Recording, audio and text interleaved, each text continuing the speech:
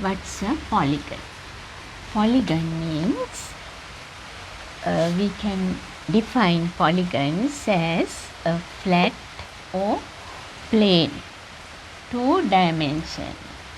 Two-dimensional means length and width.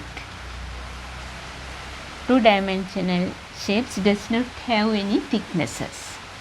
Then a polygon can be defined as a flat or plane two-dimensional closed shape bounded with straight lines.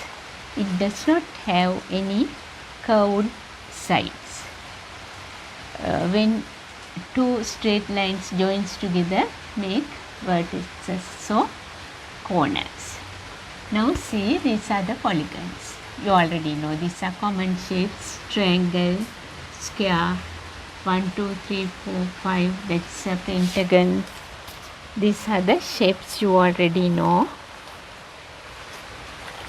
This is a pentagon, and this is next. Count how many are here. 1, 2, 3, 4, 5, 6. That is a hexagon. 1, 2, 3, 4, 5, 6, 7. That is a heptagon. This is a hexagon. This is a heptagon.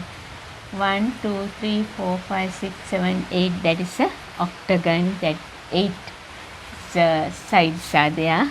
This is a nonagon. 9 sides are there. Here 8 sides are there. Heptagon, 7 sides are there. Hexagon, 6 sides are there. Pentagon, 5 sides are there. These are common shapes. This is a rectangle.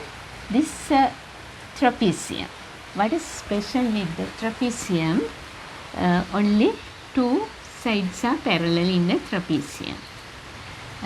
Rhombus, that is what's special with the rhombus? All the sides are equal in a rhombus.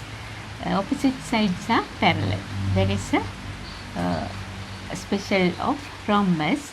Parallelogram, opposite sides are equal.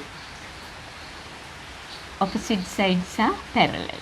These are the examples for polygons.